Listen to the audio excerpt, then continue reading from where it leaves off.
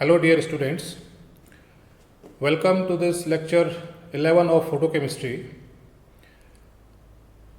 Lecture 11 में हम लोग आज जो डिस्कशन करने वाले हैं वो लेक्चर 10 के कंटिन्यूएशन में ही रहेगा।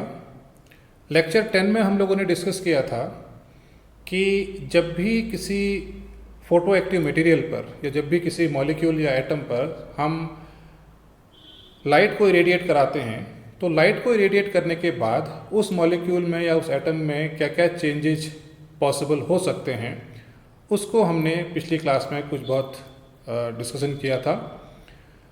पिछली क्लास में हमने ये भी देखा था कि कैसे मोर्स वाइब्रेशनल एनर्जी डायग्राम जो डिस्कस किया था उसमें कैसे इलेक्ट्रॉन या जो मॉलिक्यूल है उसको जब हम एनर्जी देते हैं तो उसकी इलेक्ट्रॉनिक स्टेट में कैसे चेंज होता है, कैसे एक्साइटेशन होता है, एक वाइब्रेशनल लेवल से दूसरे वाइब्रेशनल लेवल पर मूव करता है, देन नेक्स्ट वाइब्रेशनल लेवल पर इलेक्ट्रॉन मूव करता है डिपेंडिंग अपॉन द फ्रीक्वेंसी और वेवलेंथ ऑफ रेडिएशन। आज के इस डिस्कशन में हम इसी पार्ट को आगे लेके चलेंगे और हम ये देखेंगे कि कैसे जब हम किसी डायटोमिक मॉलिक्यूल को या किसी मॉलिक्यूलर सिस्टम को हम फोटोन से या लाइट से उसको इरेडिएट कराते हैं तो उस इरेडिएशन से उसकी इलेक्ट्रॉनिक स्टेट में क्या क्या चेंजेज हो सकते हैं, ये आज हम इसको देखेंगे। अब जैसा कि पिछले लेक्चर में भी हम लोगों ने देखा था कि जब भी किसी मॉलिक्यूल को हम एनर्जी प्रोवाइड कराते हैं तो उस मॉलिक्यूल में जो इलेक्ट्रॉन्स होंगे वो इलेक्ट्रॉन्स अपने लोअर एनर्जी लेवल से हायर एनर्जी लेवल पर मूव कर जाते हैं।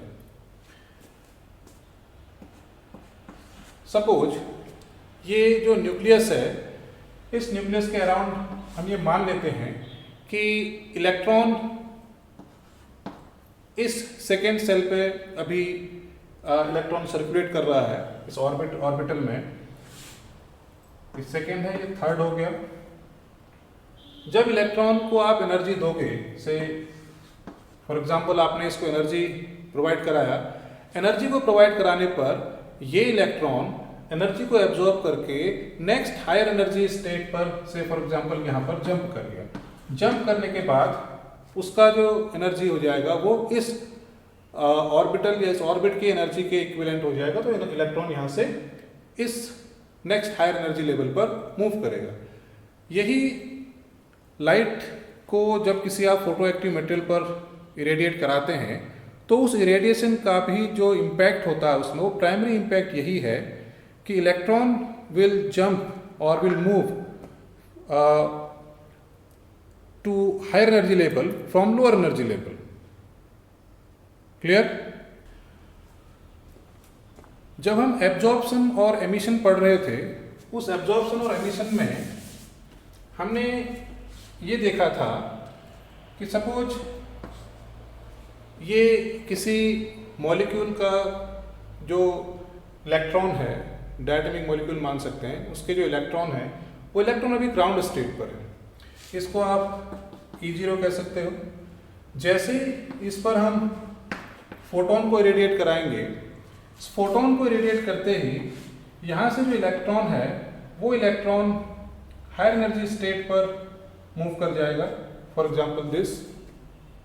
ओके, अब हायर एनर्जी स्टेट पर जब मूव करता है तो इस तरह का जो एक्साइटेशन है, ये E0 हो गया, ये E1 हो गया। एक इलेक्ट्रॉनिक स्टेट से दूसरी इलेक्ट्रॉनिक स्टेट पर इलेक्ट्रॉन का मूव करना, it is known as excitation of electron और सिंपली एक्साइटेशन प्रोसेस। ठीक हो गया। इन दो इलेक्ट्रॉनिक स्टेट के बीच में जो आपको दिख रहा है E0 और E1 के बीच में कई सारी वाइब्रेशनल लेवल्स होते हैं, कई सारे रोटेशनल लेवल्स होते हैं, कई सारे ट्रांसलेशनल लेवल्स होते हैं। तो जब भी आप किसी सिस्टम को जब आप एनर्जी प्रोवाइड कराते हो, एनर्जी देते हो, तो उस सिस्टम के इलेक्ट्रॉन एक इलेक्ट्रॉनिक स्टेट से दूसरी इलेक्ट्रॉनिक स्टेट पर जब मूव करता है तो इस मूवमेंट के दौरान वो कई सारी वाइब्रेशनल लेवल्स पे होके जाता है, कई सारे रोटेशनल लेवल से होके जाएगा और कई सारे ट्रांसलेशनल लेवल से होके जाएगा। ठीक हो गया। मीन्स की जो लास्ट क्लास में हमने डिस्कस किया था कि जब भी आप किसी सिस्टम को एनर्जी देते हो, जो मोर्स डायग्राम में हमने डिस्कस किया था, तो वहाँ पर इलेक्ट्रॉन जो है वो लोअर वाइब्रेशनल एनर्जी लेवल से हायर वाइब्रेशनल एनर्जी लेवल पर मूव करता है।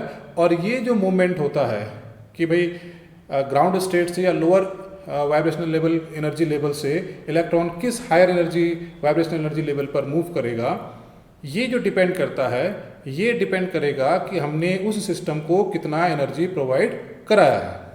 क्लियर? जो प्रीवियस लेक्चर था उसमें हमने इसको डिस्कस किया था। ठीक हो गया? इस प्रकार जब भी हम किसी इलेक्ट्रॉनिक सिस्टम को, जब भी हम किसी मॉलिक्यूल को एनर्जी प्रोवाइड कराते हैं, तो उस एनर्जी प्रोवाइड कराने पर इलेक्ट्रॉनिक स्टेट में, उसकी इलेक्ट्रॉनिक एनर्जी स्टेट में जो भी चेंज होता है, इस इलेक्ट्रॉनिक स्टेट में चेंज होने के साथ साथ बाय डिफ़ॉल्ट उसके कई सारे वाइब्रेशनल लेवल्स में भी चेंज होगा, रोटेशनल एनर्जी लेवल में भी चेंज होगा और ट्रांसलेशनल एनर्जी लेवल में भी चेंज होगा। जैसा कि ये डायग्राम हमने यहाँ पर दिखाया हुआ है, इस डायग्राम में हमारे पास दो एनर्जी लेवल्स हमने दिखाए हैं। इसको हम कहते हैं ग्राउंड स्टेट इलेक्ट्रॉनिक स्टेट है, किसी ग्राउंड स्टेट इलेक्ट्रॉनिक स्टेट की एनर्जी है। और ये जो है ये एक्साइटेड स्टेट इलेक्ट्रॉनिक स्टेट हमारे पास है।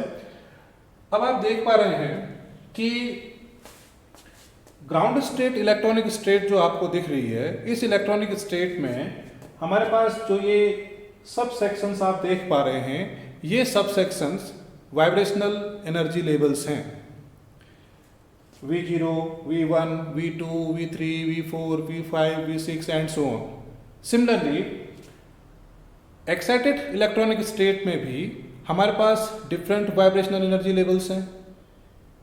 आप ये देख सकते हैं कि एक्साइटेड इलेक्ट्रॉनिक स्टेट है, उसका सबसे लोएस्ट वाइब्रेशन एनर्जी लेवल ये है, then next higher, then higher, then higher and so on. तो इस तरह से हर एक इलेक्ट्रॉनिक स्टेट में numbers of vibrational energy levels होंगे और इन वाइब्रेशनल एनर्जी लेवल्स के बीच में आप देख पा रहे हैं ये जो गैप दिख रहा है, ये रोटेशनल एनर्जी लेवल्स हैं, डिफरेंट रोटेशनल एनर्जी लेवल्स। तब यहाँ से हम ये कह सकते हैं कि रोटेशनल एनर्जी लेवल्स में जो एक्साइटेशन होगा वो बहुत लोअर एनर्जी पर हो जाता है in compare to vibrational energy levels के बीच में जो एक्साइटेशन होता है। क्लियर हो गया? अब जब भी हम किसी मॉलिक्यूल को इरेडिएट कराते हैं, तो उस मॉलिक्यूल के रेडिएशन में जो इलेक्ट्रॉनिक एक्साइटेशन होता है, उस इलेक्ट्रॉनिक एक्साइटेशन में इलेक्ट्रॉन ग्राउंड स्टेट से multiple numbers of vibrational energy state से होते हुए ये नेक्स्ट हायर एनर्जी स्टेट जो है इलेक्ट्रॉनिक स्टेट, वहाँ तक पहुँचता है।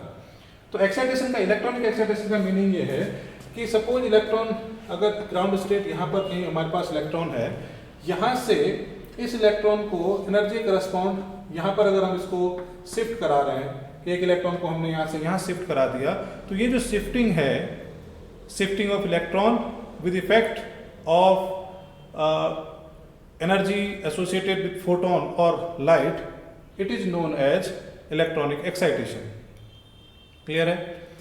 अब इस इलेक्ट्रॉनिक एक्साइटेशन में दो चीज़ें हमारे पास हो सकती हैं कि जैसे ही आपने यहाँ पर दो अलग अलग एनर्जी स्टेट्स पर पॉपुलेट कर दिया, इसे कहते हैं एनर्जी स्टेट्स का पॉपुलेट होना। मतलब कि एनर्जी स्टेट, अलग अलग एनर्जी स्टेट में आपने इलेक्ट्रॉन्स को फिल किया। अब वो फिल करने का तरीका जो भी हो, यहाँ पर आपको दिख रहा है, यहाँ पर जो इलेक्ट्रॉन फिलिंग है according to Pauli's exclusion principle है। यहाँ पर जो इलेक्ट्रॉन फिलिंग है वो पाउलीज प्रिंसिपल के अकॉर्डिंग नहीं है। मीन्स कि इलेक्ट्रॉन आपके जो ग्राउंड स्टेट से यहाँ से फर्स्ट एक्साइटेड स्टेट हो, इनिशियल में जब ग्राउंड स्टेट में रहेगा तो फर्स्ट एक्साइटेड स्टेट में कोई इलेक्ट्रॉन यहाँ पर अवेलेबल नहीं है, तो फर्स्ट एक्साइटेड स्टेट उस समय एम्प्टी है इन टर्म्स ऑफ इलेक्ट्रॉन। जैसे एनर्जी प्रोवाइड कराया तो अब यहाँ से फर्स्ट एक्साइटेड स्टेट जो थी इलेक्ट्रॉनिक एक्साइटेड स्टेट, ये अब पॉपुलेट हो गई है। क्लियर है? तो इसे कहते हैं कि हमने एनर्जी को प्रोवाइड करा के हायर एनर्जी स्टेट को पॉपुलेट कर दिया, मतलब वहाँ पर इलेक्ट्रॉन को हमने जंप करा दिया।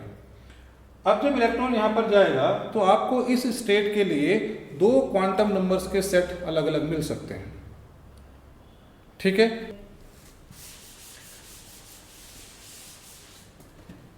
इससे पहले लेक्चर में भी हमने डिस्कस किया था कि when we supply energy to any molecule, electrons from lower energy state will jump to higher energy state.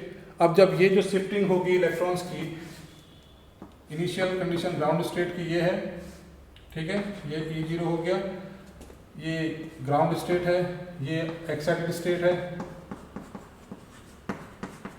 Excited state में क्या होगा कि इलेक्ट्रॉन यहाँ से, एक इलेक्ट्रॉन को यहाँ से जंप करना है, इस पर यहाँ मूव करना है। तो during this shifting of electron के पास दो पॉसिबिलिटी हैं। इट कैन एक्वायर, ये जो इलेक्ट्रॉन यहाँ से जंप करेगा, ये इलेक्ट्रॉन, सपोज हम मानते हैं कि ये वाला इलेक्ट्रॉन जंप कर रहा है, ये इलेक्ट्रॉन अपनी स्पिन को मेंटेन करते हुए यहाँ जा सकता है और ये इलेक्ट्रॉन अपनी स्पिन को चेंज भी कर सकता है। मीन्स हमें दो यहाँ पर चीजें मिलेंगी।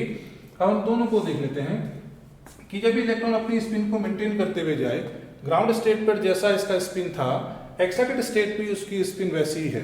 तो एक केस तो हमको ये मिल सकता है, इसको केस 1 कहते हैं। दूसरा केस क्या हो सकता है कि ठीक है, ग्राउंड स्टेट पर जो स्पिन थी, जैसे ही वो एक्साइटेड स्टेट पर गया, उसने अपनी स्पिन इन्वर्ट कर दी, ठीक हो गया। एक स्पिन, एक सेट ऑफ इलेक्ट्रॉन हमको ये मिल सकता है। तो एक्साइटेड स्टेट पर ये दोनों पॉसिबिलिटीज हो सकती हैं। इस तरह से अपनी इलेक्ट्रॉन के अपनी स्पिन को चेंज करना या इलेक्ट्रॉन के एक्साइटेड स्टेट में जाने पर डिफरेंट स्पिन स्टेट्स में एग्जिस्ट करना, it is known as spin multiplicity. जैसा कि यहाँ पर लिखा हुआ है, electronic excitation and spin multiplicity. Spin multiplicity का मतलब होता है कि कैसे इलेक्ट्रॉन अपनी इलेक्ट्रॉन एक्साइटेशन के दौरान अलग अलग इलेक्ट्रॉनिक स्टेट को एक्वायर कर लेता है, अलग अलग स्पिन्स को एक्वायर कर लेता है। वो हमने यहाँ पर जिसको कहा स्पिन मल्टीप्लिसिटी। अब इस स्पिन मल्टीप्लिसिटी के लिए एक जो कैलकुलेशन होता है, जो फॉर्मूला होता है, वो इसको हम केस 2 कहेंगे। स्पिन मल्टीप्लिसिटी के लिए जो फॉर्मूला कैलकुलेट किया जाता है, spin multiplicity can be calculated as 2s plus 1। किसी भी इलेक्ट्रॉनिक स्टेट की स्पिन मल्टीप्लिसिटी को हम इस फॉर्मूले से कैलकुलेट कर सकते हैं। अब इस फॉर्मूले को समझते हैं। फॉर्मूला क्या है? ये जो s है, ये कैपिटल S है। s स्टैंड्स फॉर, इस s को हम क्या कहते हैं? This S equal to sum of spin of electrons। जो भी इलेक्ट्रॉन हम जिसके साथ भी डील कर रहे हैं, एक्साइटेड स्टेट या ग्राउंड स्टेट में जो इलेक्ट्रॉनिक स्टेट हमारे पास है, उस इलेक्ट्रॉनिक स्टेट में इलेक्ट्रॉन्स की स्पिन क्या है, उस स्पिन का जो समेशन होगा, जो योग होगा, that is known as this capital S। Okay. अब सम ऑफ स्पिन का मतलब क्या होता है? कि सम ऑफ स्पिन का मतलब ये है, समझते हैं कि if we have this kind of electronic state, means कोई ऑर्बिटल है, उस ऑर्बिटल में हमारे पास जो इलेक्ट्रॉन है, उन इलेक्ट्रॉन्स की जो स्पिन होगी या spin quantum number, basically this is sum of spin का मतलब है स्पिन क्वांटम नंबर। और स्पिन क्वांटम नंबर आपको पता है कि अगर पेयर्ड सिस्टम होता है तो वहां पर एक इलेक्ट्रॉन की स्पिन अगर हम +½ मानते हैं तो दूसरे की स्पिन हमें और बाय डिफॉल्ट क्या होगी? -½ होगी, because of according to the Pauli's exclusion principle. Clear? तो उसी तरह से अगर इसकी सम ऑफ स्पिन निकालना है तो सम ऑफ स्पिन मीन्स अगर मैं इसको जो क्लॉकवाइज है, ये क्लॉकवाइज मूव कर रहा है, सपोज क्लॉकवाइज को मैं अगर +½ मानता हूं और एंटी क्लॉकवाइज है इसको अगर मैं -½ मानता हूं, these two quantum numbers, spin quantum numbers, are associated with the spin of these two electrons. Therefore, capital S, sum of spin of these two equal to +½ plus -½ that is equal to 0। Sum of spin क्या आ जाएगी यहाँ पर? 0। तो जब भी electronic spin या electronic spin paired होगी, जब भी जो दो इलेक्ट्रॉन होंगे उनकी स्पिन अगर अपोजिट होगी दोनों के एक दूसरे के, तो उनका जो समेशन होगा that will always equal to 0। Clear है? अब देखते हैं कि जब अनपेयर्ड सिस्टम होगा, फॉर एग्जांपल आपने इसी इलेक्ट्रॉन को एनर्जी दी और ये इलेक्ट्रॉन एक्साइट होके नेक्स्ट ऑर्बिटल में मूव कर गया। से फॉर एग्जांपल ये कोई ऑर्बिटल सिस्टम है, इसको S मान लेते हैं, थोड़ी देर के लिए ये S से P पर चला गया। ठीक है, ऐसा भी हो सकता है। और दूसरा केस क्या हो सकता है कि अपनी स्पिन को मेंटेन करते हुए जाए, ऐसा भी हो सकता है। जब इस तरह की सिचुएशन होगी, तो इस तरह की सिचुएशन में हमारे पास जो सम ऑफ स्पिन आएगा, इसका प्लस हाफ है, इसका भी प्लस हाफ होगा, या इसका माइनस हाफ हो सकता है। अगर ये स्पिन अपनी इस तरह से रखता है और ये भी स्पिन ऐसी होती है, ये माइनस हाफ तो ये भी माइनस हाफ। मीन्स दोनों इलेक्ट्रॉनिक स्टेट में, ground state as well as excited state में, इलेक्ट्रॉन की स्पिन सेम होगी। जब ऐसा सिचुएशन होगी तो इसका जो वैल्यू होगा वो ऑलवेज 1 आएगा, plus half plus plus half equal to 1, और माइनस हाफ सिंस जब हम स्पिन्स को ऐड करते हैं तो उसकी मॉड वैल्यू लेते हैं। मॉड वैल्यू का मीनिंग क्या होता है कि first square then under root, पहले उसका जो भी नंबर है, नेगेटिव नंबर है, उसका स्क्वायर कर दीजिए और उसका फिर अंडर रूट ले लीजिए, तो जो वैल्यू आएगी वो उसकी मॉड वैल्यू होती है, मॉडुलस वैल्यू हम कहते हैं। अगर मैं इसको माइनस हाफ मानता हूँ, इसको भी माइनस हाफ मानता हूँ, तो स्पिन का वैल्यू टोटल हो जाएगा -1। अब -1 का स्क्वायर करता हूँ तो +1, +1 का अंडर रूट करता हूँ तो 1, इसकी वैल्यू क्या आ जाएगी? 1 आ जाएगी। सिमिलरली अगर मैं यहाँ पर देखता हूँ, ऐसे ही स्पिन होता है, 0 आ जाएगी, प्लस हाफ माइनस हाफ या माइनस हाफ प्लस हाफ, जैसा आप कहते हैं। तो जब भी एक्साइटेशन होगा, एक्साइटेशन में सिंस इलेक्ट्रॉन के पास फ्रीडम है कि it can acquire, it can jump to next higher energy state with retention of its spin which was at ground state, और it can change its spin while moving to excited state from its ground state. जब spin को invert करेगा तो सम of spin जो हो जाएगा 1 हो जाएगा, स्पिन सेम रखेगा तो सम ऑफ स्पिन क्या हो जाएगा? 0 हो जाएगा। तो इस सम ऑफ स्पिन के लिए ग्राउंड स्टेट हमारे पास है, एक्साइटेड स्टेट के 2 केस हैं। जब हम इस तरह से दोनों एक्साइटेड स्टेट या ग्राउंड स्टेट में जो सम ऑफ स्पिन आ रहा है उसकी वैल्यू को स्पिन मल्टीप्लिसिटी के फॉर्मूले में जब हम प्लेस करेंगे, तो वहाँ से हमको जो वैल्यू मिलेगी वो वैल्यू उस स्टेट की, ग्राउंड स्टेट की या फिर एक्साइटेड स्टेट की, वो जो वैल्यू होगी वो उसकी स्पिन मल्टीप्लिसिटी कहलाएगी। देखते हैं।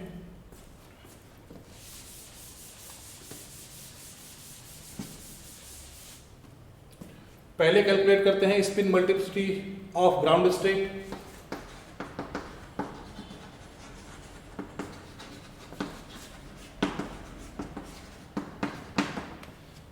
Spin multiplicity of ground state, we know that at ground state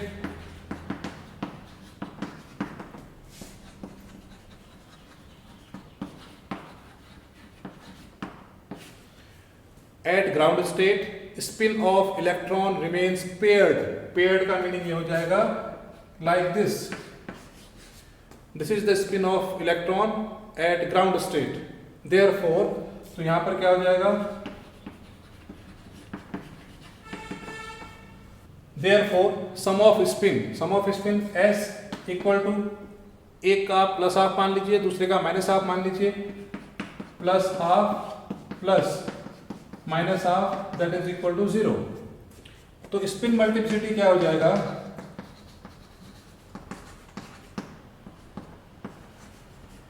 that is equal to 2s plus 1। s को आपने कैलकुलेट कर लिया तो ये क्या हो जाएगा? 2 into 0 plus 1 that is equal to 1। Clear? Spin multiplicity का वैल्यू क्या आ गया? 1 आ गया हमारे पास। ठीक है, ग्राउंड स्टेट पर स्पिन मल्टीप्लिसिटी का वैल्यू 1 है। अब हम देखते हैं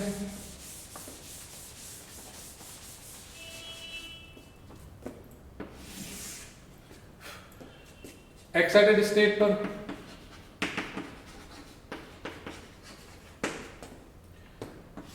spin multiplicity at excited state.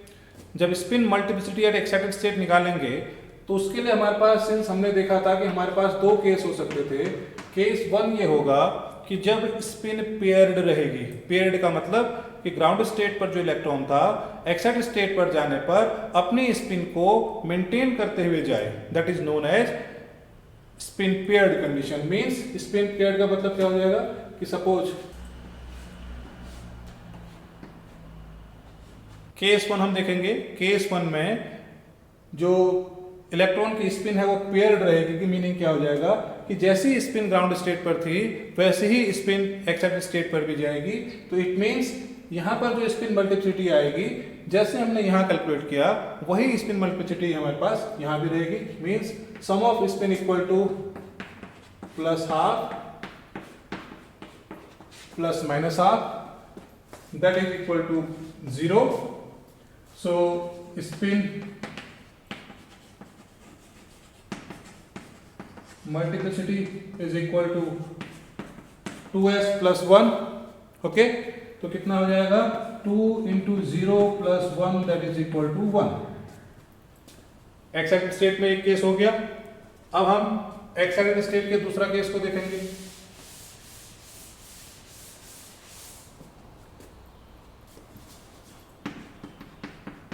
Excited state case 2। Case 2 क्या हो सकता है?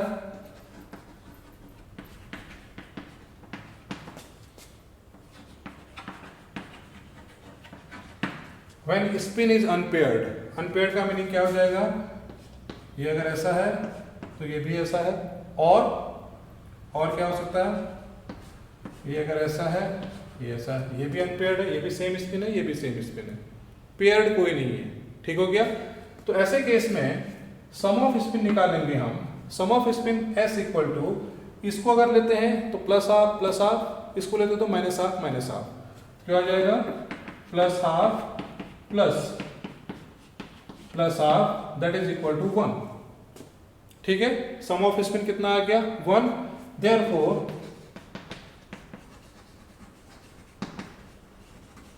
Spin multiplicity is equal to 2 into s plus 1 that is equal to 2 into 1 plus 1 equal to 3।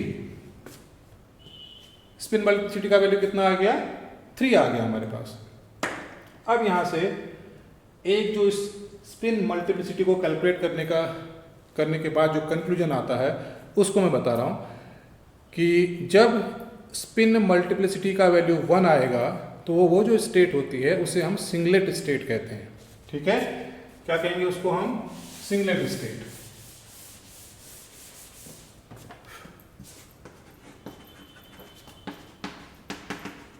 When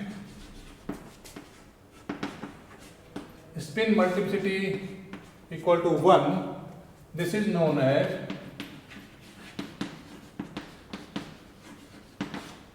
singlet state। ठीक हो गया। सिमिलरली when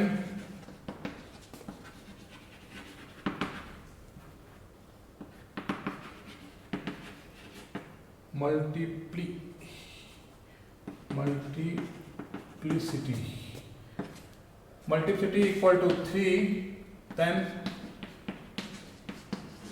इसको बोलते हैं हम ट्रिपलेट स्टेट। क्लियर है? तो स्पिन मल्टीप्लिसिटी को कैलकुलेट करने के बाद हम उसके आधार पर जो इलेक्ट्रॉनिक स्टेट है उसको हम डिफाइन करते हैं कि इलेक्ट्रॉनिक स्टेट सिंगलेट स्टेट है या इलेक्ट्रॉनिक स्टेट ट्रिपलेट स्टेट है। ग्राउंड स्टेट पर हमने देखा था कि ग्राउंड स्टेट पर स्पिन मल्टीप्लिसिटी का वैल्यू हमेशा 1 आता है। इट मींस ग्राउंड स्टेट जो है वो सिंगलेट की स्टेट है या उसको हम सिंगलेट ग्राउंड स्टेट कहते हैं। लेकिन जैसे ही इलेक्ट्रॉन ग्राउंड स्टेट से एक्साइटेड स्टेट में जाता है तो एक्साइटेड स्टेट में जाते ही वहाँ पर स्पिन मल्टीप्लिसिटी का जो वैल्यू है वो 1 भी हो सकती है और 3 भी हो सकती है। जब स्पिन मल्टीप्लिसिटी का वैल्यू 1 होगा तो उसे हम कहेंगे सिंगलेट एक्साइटेड स्टेट, और जब एक्साइटेड स्टेट में स्पिन मल्टीप्लिसिटी का वैल्यू 3 होगा तो उसे हम कह सकते हैं ट्रिपलेट एक्साइटेड स्टेट। ठीक हो गया। तो इसी तरह से जो सिंगलेट एक्साइटेड स्टेट है या ट्रिपलेट एक्साइटेड स्टेट है, जैसा हमने ग्राउंड स्टेट में देखा था कि हर एक ग्राउंड स्टेट जो हमारे पास है इलेक्ट्रॉनिक स्टेट है, उस इलेक्ट्रॉनिक स्टेट के कई सारे उसके अंदर कई सारे वाइब्रेशनल एनर्जी लेवल्स होते हैं। उसी तरह से सिंगलेट जो एक्साइटेड स्टेट होगी, फर्स्ट सिंगलेट एक्साइटेड स्टेट और सेकेंड सिंगलेट एक्साइटेड स्टेट, ये तो इलेक्ट्रॉनिक स्टेट हो गई। ग्राउंड स्टेट इलेक्ट्रॉन है सपोज,